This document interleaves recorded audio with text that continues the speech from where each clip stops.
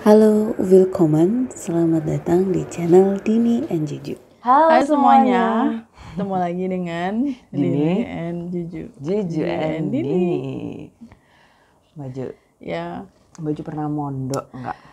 aku bukan pernah lagi, tapi aku anak pesantren dulu. Anak pesantren, pernah pesantren anak pondok, 1 ya? tahun di pesantren. Oke, itu pas apa? Lulus SD.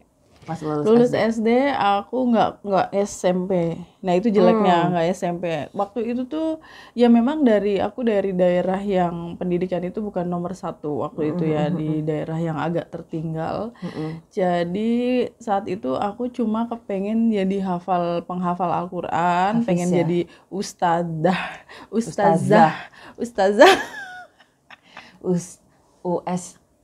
Disuruh sekolah. Disuruh sekolah nggak mau, dan waktu itu ada dalam tahap kayak aku tuh religius banget gitu loh, Din. Lulus SD itu yang pengen religius banget gitu.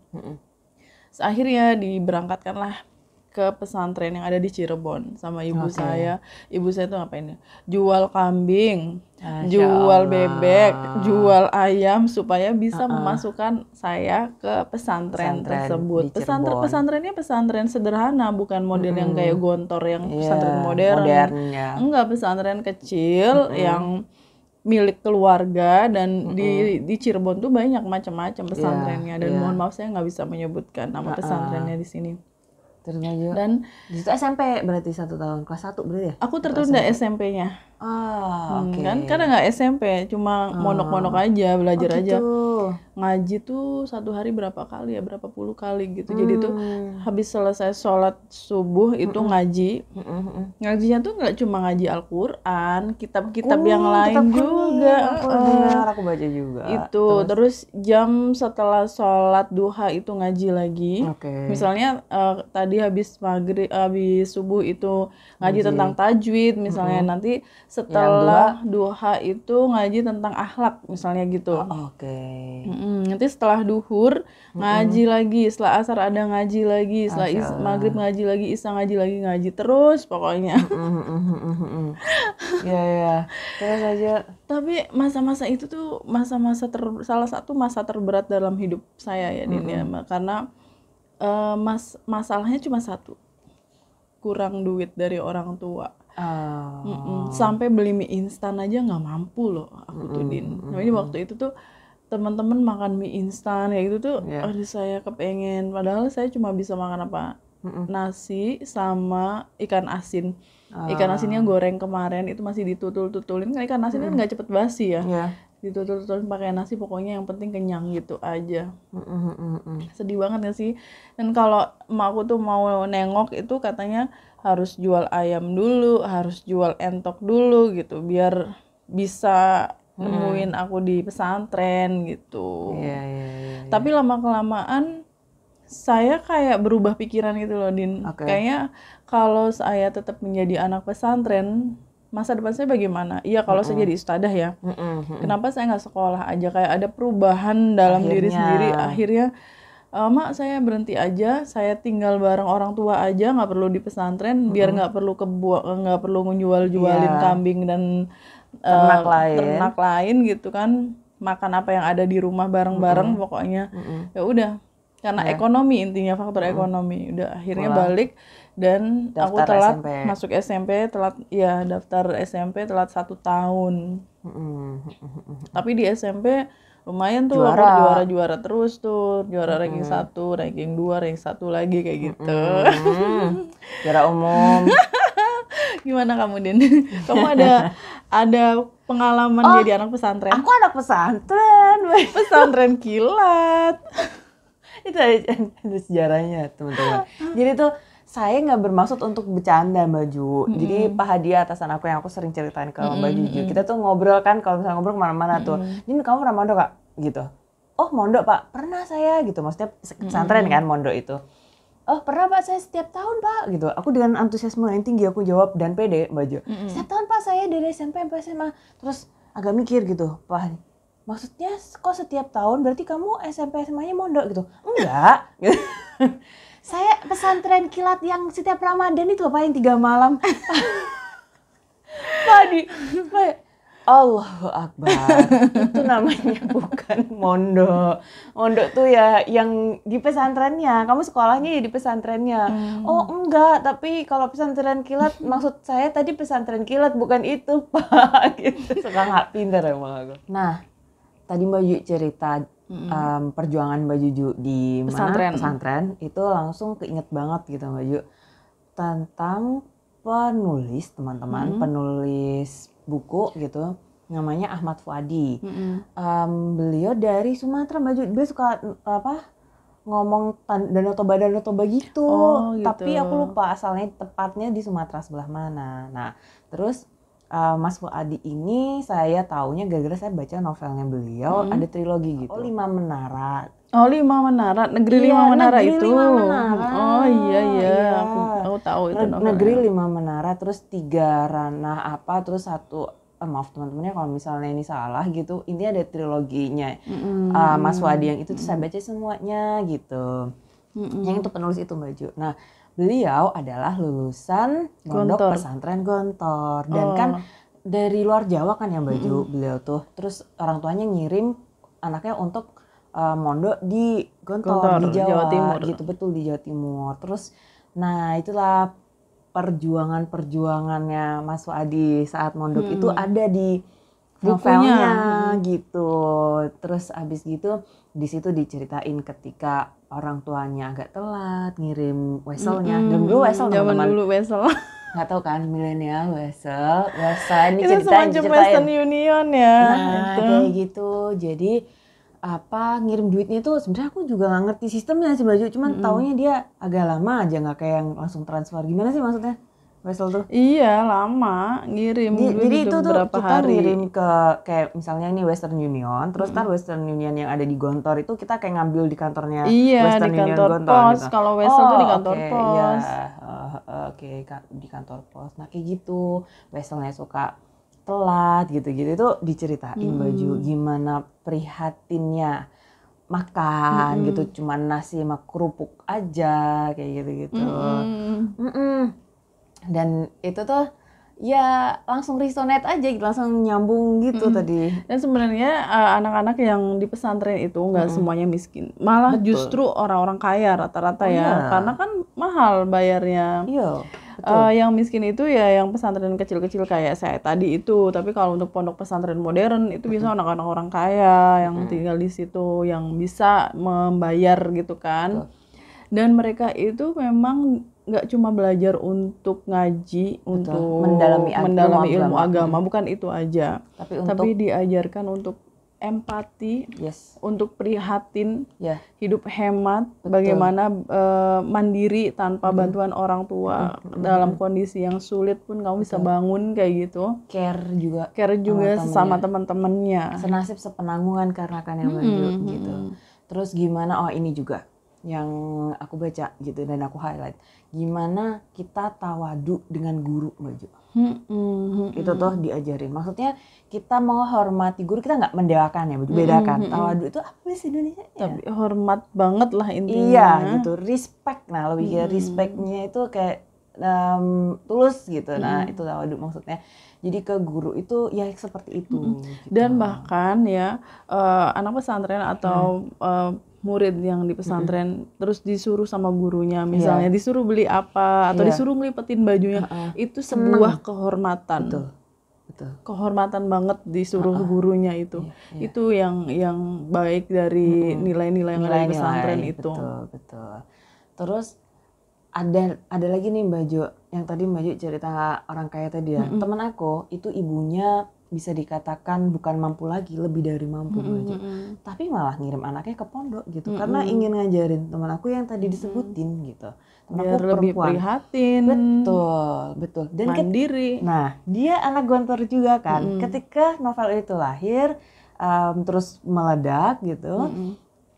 Kita ada reuni SD gitu, dia teman aku SD yang anaknya orang kaya tadi yang dia di Gontor. Terus aku nanya gitu, karena aku habis baca, emang bener ya Yuk, kalau misal di sana tuh kamu ngafalin kamus sih bener-bener literally ngafalin gitu. Terus kata dia gini dengan santainya, Ya ampun Din, itu tuh cuman gara-gara Mas Fuadi aja ini. Itu makanan kita sehari-hari dan itu aku nggak yang miss aja, biasa gitu. Terus dalam hati aku, gila buat aku nggak ngafalin nama aja. Kalau buat kamu ini aku nggak pernah ngafalin kamus gitu. Di sana emang beneran literal ngafalin kamus loh Mbak Ju ternyata.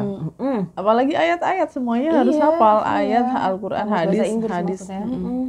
Kayak Ya kalau gontor kan memang bahasa asing juga Iya. kan, bukan yang tradisional modern. Judulnya modern. Terus Di Maju, kehidupan pesantren itu hampir sama dengan sekolah boarding school lainnya, Din. Ada masa ketika kita tuh boleh keluar. pesiar ya atau Pesiar istilah istilahnya lainnya. kalau untuk taruna penerbangan pelayar. Adik aku juga sekolah gitu kan, jadi Iya, ceritanya dia suami istilahnya saya. pesiar. Oh iya, Basko juga. Iya. Jadi ada pesiarnya gitu dan itu tuh indah banget rasanya bisa melihat boleh ya, dunia Mbak Jo. luar, Iya. keluar dari tembok pesantren yang setinggi itu. Karena memang rata-rata namanya juga boarding school ya Mbak Jo. Itu ya di bangunan yang di situ aja gitu, lingkungannya itu aja. Dan ini ya aturannya kan ketat, nggak Betul. bisa pergi sembarangan, nggak bisa suka-suka ninggalin sekolah Kadang atau yang apa. mengunjung itu kalau nggak kerabat dekat, keluarga Harus inti, keluarga inti dan nggak harus boleh. dibuktikan memang itu keluarganya kayak betul, gitu. Betul, iya. Ada yang sampai kayak Dan gitu. kalau udah keluar gitu, oh lala, happy banget. Happy. Baju apa waktu itu yang dilakukan Baju ketika pesiar? Ketika pesiar ya jajan. Tapi jajannya apa? Apa? Apa namanya, singkong rebus gitu yang murah-murah Din. Ya Allah, hidup gue waktu itu tuh sengsara banget. Nah, tapi itu yang membentuk Baju sekarang. Iya, jadi kuat akhirnya. Jadi kalau dalam masa-masa sulit hidup itu kayak bring it on gitu. Saya udah melewati yang lebih sulit dari ini. Empati Baju lebih tinggi ke orang-orang yang susah gitu karena saya pernah ada di posisi itu gitu. Bener Din. Ya. Dan itu yang nggak aku punya sih Maju gitu. Jadi aku juga belajar banyak dari Maju. Terus nah yang aku baca tadi ketika pesiar itu ada teman-teman ceritanya nih ya. Si bukan Mas Fuadi kalau ini cerita di tokohnya itu. Si tokoh utama ini Afif namanya kalau nggak salah. Ya kalau nggak salah namanya Afif. Kalau salah ntar teman-teman benerin ya. Si Afif ini dan teman-temannya 5 orang termasuk dia sedang mengadakan kayak pentas akhir gitu, pentas seni gitu Mbak Ju. Pensi. Nah kayak pensi. Nah terus habis gitu udah nih ya dia kayak ribet ngurusin segala macam gitu. Nah waktu itu aku ingat itu dia nyari itu loh Mbak Ju yang buat asap-asap itu loh, itu namanya apa ya bahan kimianya aku lupa. Pokoknya bahan kimia yang bisa itu loh menghasilkan teman-teman asap, menghasilkan yang asap naik gitu. Iya, dan itu nggak apa-apa, emang tuh buat pertunjukan. Nah dia keluar tuh beli itu Baju ceritanya nyari itu kan namanya anak ini ya salah nyebut kalau nggak salah. Akhirnya balik lagi dan pas balik lagi tuh waktu pesiarnya tuh udah mau habis tapi kayak ya dibikin dramatis namanya juga novel ya. Tapi akhirnya bisa kembali dengan membawa si bahan kimia tadi itu ceritanya gitu lucu. Terus nah, ada ini aja sih kayak kesenjangan sosial tuh kelihatan banget, apalagi kalau orang tuanya datang. Buat mereka yang orang tuanya kaya, yang mampu-mampu tuh bawa makanan tuh sampai setruk istilahnya lah, banyak banget. Terus nanti dibagi-bagiin gitu, kita kebagian tuh seneng banget. Terus kalau orang tua saya datang ya karena kita serba sederhana ya paling bawanya apa sih nenek itu sambal kering gitu ya, ikan asin. Kan kalau nggak nenek yang bikin aku juga itu saya suka iri juga sama teman-teman. Ayo Allah, kapan ya aku jadi orang kaya gitu yang bisa makan apapun semau aku kayak teman-teman yang lain gitu. Mereka tuh pada saat pesiar bisa beli apapun yang mereka mau gitu loh. Dan saya tuh cuma bisa gigit jari aja. Jadi ingat waktu nganterin itu adik sepupuku yang dia pergi, ini namanya juga angkatan laut di Arsa. Nah itu aku waktu dia masih penyisihan, dia kan ada tuh jam yang dibolehin ketemu sama orang tua gitu. Aku pesiarnya nyambungnya ke situ. Terus waktu itu aku diajakin pas di Malang itu. Ya Allah Baju kita bawain makanan tuh buat dia ya. Padahal kan nggak boleh dibawa masuk ya. Itu tuh kayak yang sukaannya dia aja, buleku tuh beli buat dia itu banyak gitu. Kayak yang akhirnya nyambungnya ke Mbak Juju tadi gitu. Jadi Ya emang kayak gitu kali ya, emang yang baju kehidupan boarding school tuh. Dia nggak bisa yang bebas. Dan disiplin dan kita dilatih untuk bersabar, kayak mau mandi aja harus antri. Itu harus mau gitu loh, karena misalnya kamar mandi cuma ada 4, sedangkan ada ratusan orang gitu. Kalau kita bangunnya kesiangan ya udah antri panjang. Makanya saya biasanya bangun 3:30. Kita kan harus diwajibkan sholat sholat tahajud. Sholat tahajud itu sekalian aja nggak usah bangun, nggak usah bobo lagi sampai subuh. Jadi sebelum kamar mandinya penuh antrian, langsung aja mandi gitu. Biar kita nggak antri panjang, ntar kalau nggak antri panjang. Nah Baju, ada nggak nih memorable moment ketika di pesantren? Ya. Ada lah. Sebelum pesantren kilat, yang pesantren beneran dulu. Di pesantren aku tuh ada Danau Danau Toba. Danau buatan di situ, dan itu nggak ada lumpurnya karena di bawahnya itu dikasih bata. Tapi di situ ada ikan gurame yang udah hidup bertahun-tahun dan gede banget. Iya. Dan itu nggak dibunuh dan nggak dimakan juga. Gitu. Dibiarkan hidup gitu aja sama nyainya yang punya pesantrennya itu. Dan kita tuh biasa renang di situ dan sering digigit-gigit sama ikannya itu, tapi geli-geli aja. Dan di pesantren itu aku bisa berenang. Itu memorable. Karena danau itu. Dan yang bukan memorable-nya bukan di situnya sebenarnya, Din. Apaan? Karena ketika belajar renang itu saya dilelepin sama temenku. Jadi, kamu mau belajar renang gitu. Caranya gini loh. Kamu harus gimana caranya bisa naik lagi gitu. Jadi dilelepin gitu, suruh naik gitu. Terus aku naik dong. Semakin lama makin lama bisa jadinya. Iya. Karena dulu aku nggak belajar digituin ya. Nggak minta dilepin sama teman aku. Mereka juga nggak tega sih, aku nangis. Iya kan, kamu nggak bisa ditekan anaknya. Kalau aku kan tipe kerupuk ya, semakin ditekan semakin kembang gitu. Tipe rengginang kalau saya. Rengginang, iya. Jadi tuh bisa, dan setelah bisa berenang gitu, renang mulu Din aku tiap hari. Sampai hujan-hujan juga renang. Sampai yang lain, ngapain kamu hujan-hujan renang? Ya karena seneng aja ya. Namanya juga anak kecil. Dan anak kampung. Saya udah biasa hujan-hujanan. Hujan-hujanan tuh nggak akan pilek gitu. Beda sama anak kota kali ya. Tapi nggak semua anak kota sih. Hobi aku pilek kecil. Enggak Baju. Tapi kalau keseringan pilek. Kalau keseringan. Kalau cuma 1-2 enggak. Jadi lebih ke hujan-hujanannya hobi kamu ya, bukan pileknya ya. Terus aku ada nih Baju, si anak pesantren kilat ini gitu. Jadi ceritanya tuh aku waktu itu masih SMP, seingat aku. Kan aku jadi panitianya nih, udah jadi panitia yang sebelumnya aku peserta, terus tahun depannya jadi panitianya. Terus kan senang. Nah terus aku bantuin mbak panitia itu, aku masih anak bawang ceritanya panitia tuh. Nah ada tugas panitia untuk membangunkan tahajud Maju. Apa yang dilakukan si panitia ini? Tidur. Aku tiduran dan kelewatan.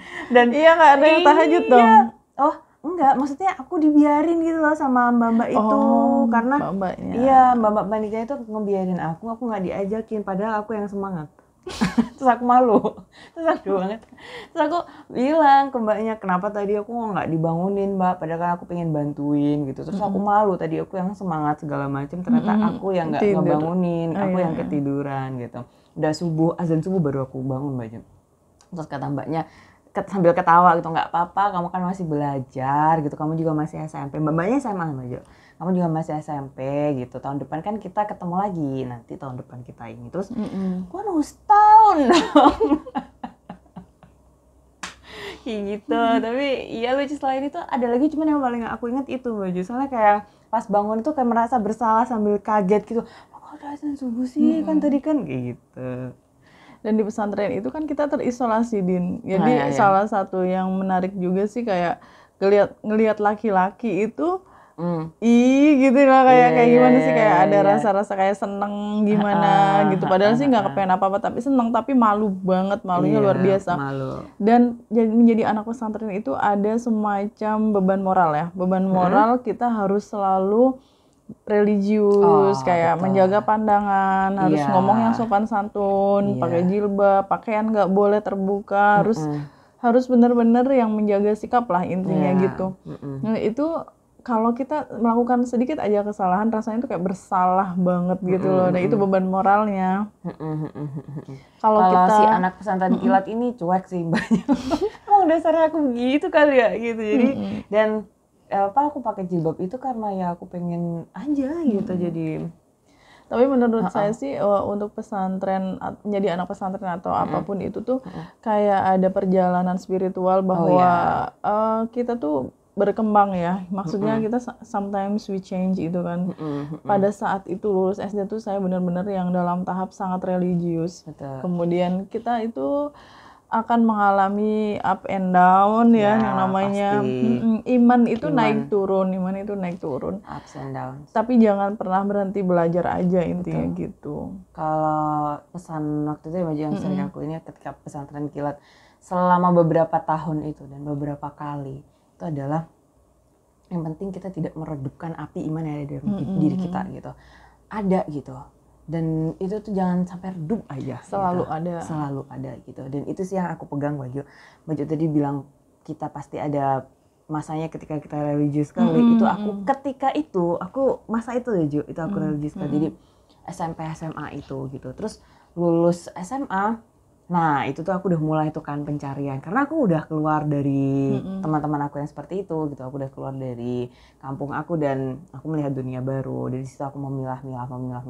Tapi aku nggak yang menyesal gitu loh Mbak Ju. Maksudnya memang keimanan aku dari luar tuh kayak turun gitu lah gitu. Dari dulu bisa kebaca ya. Nah kayak gitu. Bisa dilihat kan karena appearance-nya tuh beda dari dulu gitu. Tapi aku nggak menyesal gitu Mbak Ju. Karena aku merasa aku yang seperti ini tuh aku bisa lebih tidak judgmental gitu, melihat sesuatu gitu sih teman-teman. Oke. Terima kasih. Terima kasih sudah menonton Anak Pesantren. Anak pesantren kilat. Pesantren kilat. Pesantren beneran. Tapi cuma sebentar kok Dina aku. Iya. Ilmunya masih kecil banget. Enggak, tapi itu bisa membentuk baju sampai sekarang. Iya itu benar. Bekal loh, Baju. Itu bekal memang. Dan saya nggak menyesal pada saat waktu itu sebenarnya sempat di kayak ngapain kamu jadinya telat kan sekolahnya kayak gitu-gitu. Tapi saya nggak nyesel. Yeah. Saya udah belajar banyak di situ, belajar kehidupan, belajar agama dan sebagainya. Oke, thank you so much for watching. Kita ketemu lagi di See you video next time. selanjutnya. Bye. Bye. Thank you for watching. Cheers.